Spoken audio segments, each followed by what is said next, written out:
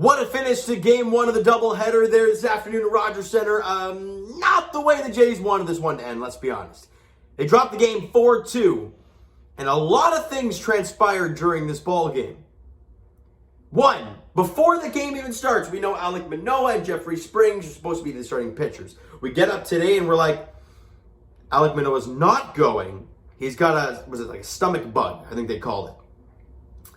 So they're flipping Mitch White and Alek Manoah, hoping that he's ready to go for game 2 at 7 o'clock today.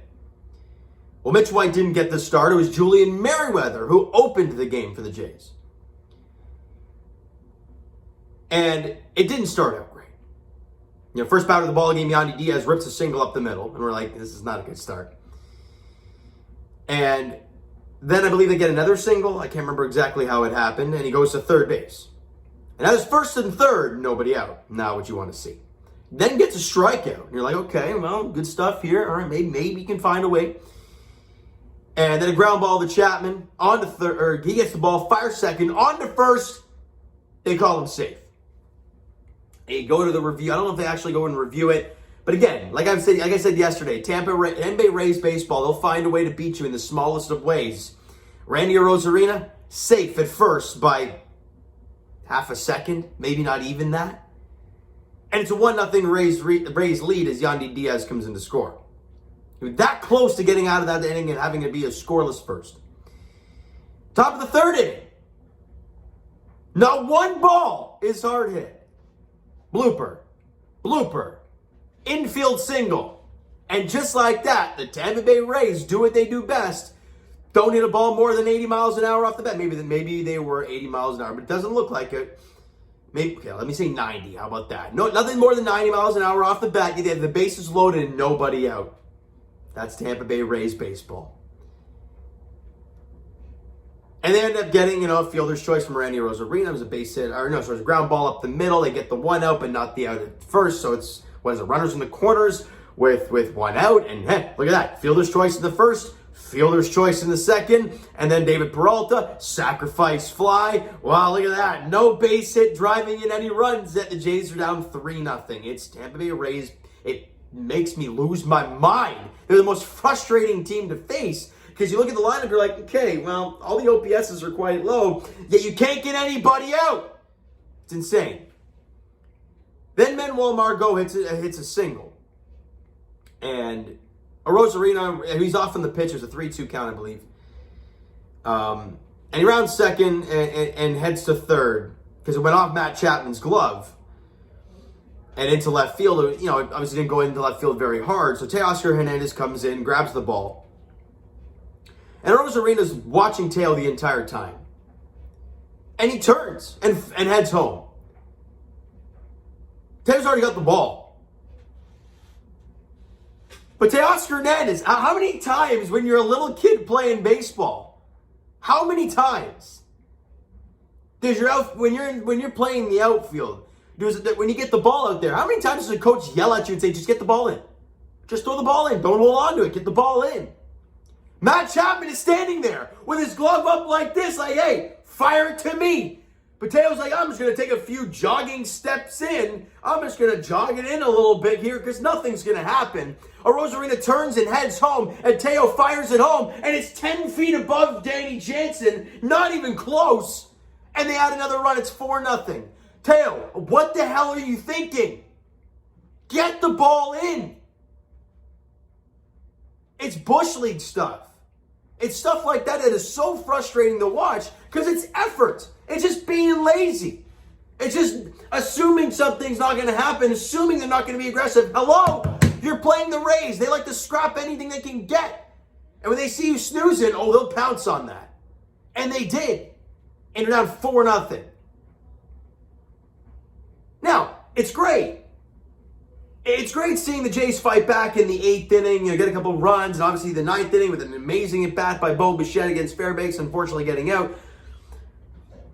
But we can't dismiss the fact where the Jays went 7 innings of having 3 hits, and that was it. They were non-existent against Jeffrey Springs. And I'm sorry, Vladimir Guerrero Jr.'s first AB, what in the hell was that? George Springer led off the game with a fastball, with a single through the right side. You know why he was very late on a 92, 93 mile an hour fastball? He was looking changeup. And ladies and gentlemen, Jeffrey Springs throws the changeup 33% of the time, and to righties, which was actually I think the entire lineup today to start, he throws it over 40% to righties. So if you're a right-handed heavy team that can hit the fastball, what do you think this guy's going to throw a ton of? Changeups. So what do you go up there looking for? A non-changeup? Well, then you're asking for trouble. And Vladdy, in that first AB, gets 3 pitches thrown to him. Changeup, down to the zone, wails at it. Changeup, 8 feet out of the zone, wails at it. Changeup, down and into the zone. Hits a ground ball to third. Luckily, he beats the throw to first. Obviously it would have been a double play. Got out at second. None of them were strikes. They were all changeups. I don't know, what are you looking for in that AB then? Are you looking for a fastball? Well, clearly, you're not using this very much. I love Vladdy. I love him dearly. I bought his damn jersey. Since I had my Brett Laurie and Jose Bautista, that's the first jersey I bought back in 2019. But I'm sorry. When you go up there, what is the thing we continue to talk about? An approach at the plate. Where was that approach? What was your approach? Because it looked lost. And in the first 7 innings, the entire Jays offense looked lost. Now, yes, we go to the 8th inning, and you're facing Sean Armstrong for a second inning, and hey, you got something going, right? Vladdy kind of, he gets a base hit, then Bo bounces one over the first baseman, he has runners in the corners, nobody out, and Kirk hits it back to the pitcher, goes off the pitcher, Sean Armstrong, again, heads up play from Vladdy at third, though. Seeing that this guy's not even paying attention to you. So he takes off home, gets safely. We're on the board, it's 4-1. Then Matt Chapman, as Bo gets all the way around to third, with 2 out, Chapman punched one through the left side for a base hit. All right, it's 4-2 now, right? Yeah, good things can happen here. And we go to the 9th. You're down 2. And I got to give the pitching staff credit, and I will in a second. But it's a 4-2 ball game. They bring in Pete Fairbanks because he had to finish off that last inning, the bottom of the 8th, get the final out. And he gets the first guy, Kevin Biggio, as you'd expect, a guy that throws really hard. Kevin Biggio's not very good at that stuff. Albeit he's talking about on a breaking ball, but Biggio's all thinking fastball. So you're throwing a breaking ball, he's all lost. Tapia does a great job yet again getting a big hit in a big situation, base hit through opposite field on an off-speed pitch.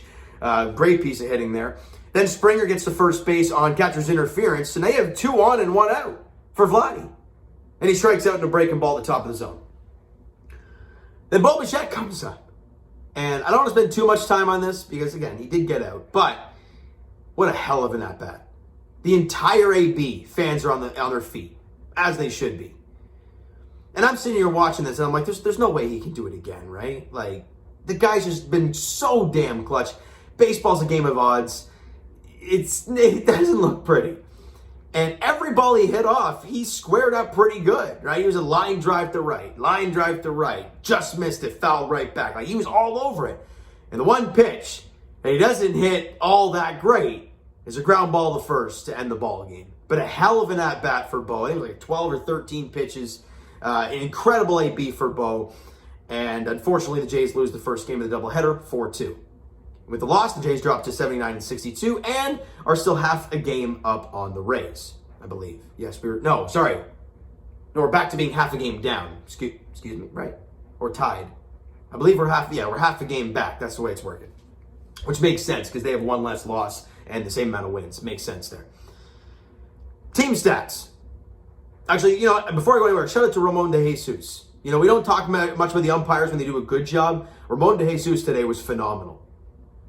I mean, if you were watching the game on TV, you saw all the balls that were just off the plate, not strikes. It wasn't calling them.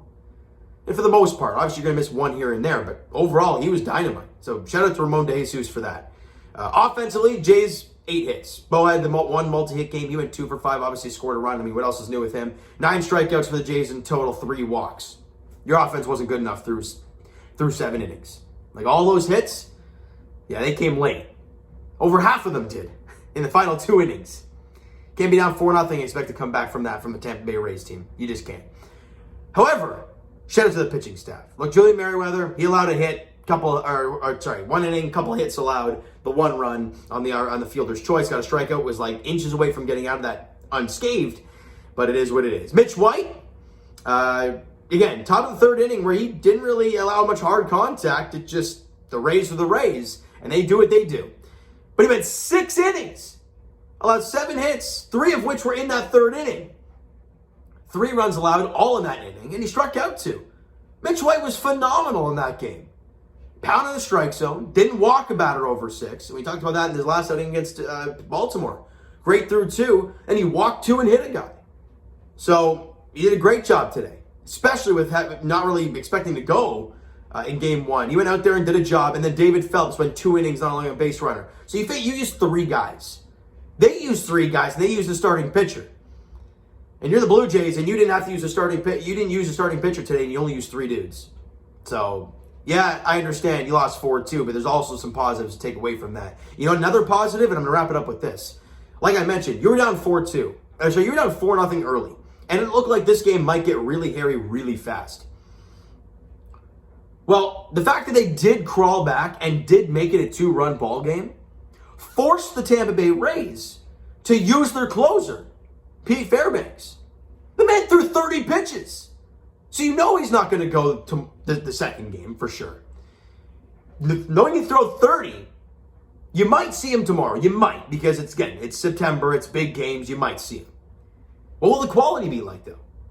And if that's the case, if he does go out there, well, he ain't going to the finale. So having him being used in this game right now and having him throwing 30 pitches and a lot of high-stress pitches, it's important. And the fact that in a game that you didn't look like you were going to be a part of, you forced that. So as much as it's not an on-paper win, hopefully down the road, it's a W for the Toronto Blue Jays. All right, so you know what, guys? That is going to do it for this one because, honestly, we don't know who's pitching next. It's possibly Manoah, but they're both question marks. So we'll see what happens for Game 2. It's a 7:07 first pitch there at Rogers Center. And if Manoah is going, the Jays need to win that ball game. And they got to get some early offense. Please. None of this late game stuff. It's fun, exciting. But I like to lead a game because our bullpen isn't terrible. And I'd like to use them. You didn't have to today, great. You used a few of them yesterday, great. You still got some available. You still got Anthony Bass. You still have Adam Simber. You still got Jordan Romano. You only threw like 11 pitches yesterday. You got these guys available. Let's get in a good spot to win in Game 2 and pick up a W. All right, so you know what, guys? That is going to do it for this one. If you enjoyed the video and enjoyed the last 2 innings of this ball game, smack the like button. Do appreciate it. Hit the subscribe button. You guys not already, comment down below. Thoughts on the video, thoughts on the game, what you like, what you not like from today's game. For the Toronto Blue Jays, the Twitter link is down below, so follow up, send me a DM to that great stuff. The Instagram link is also down below, so follow up there if you guys have not done so already. And I will talk to you guys later tonight. Game 3 of the 5-game set between the Jays and the Rays. Right now, split 1 apiece. We don't know the pitching matchup, but we'll wait to see how it all plays out. 7:07 first pitch at Rogers Center. Thank you guys so much for listening and watching. I hope you enjoyed the video and parts of the game today. We'll talk to you guys then.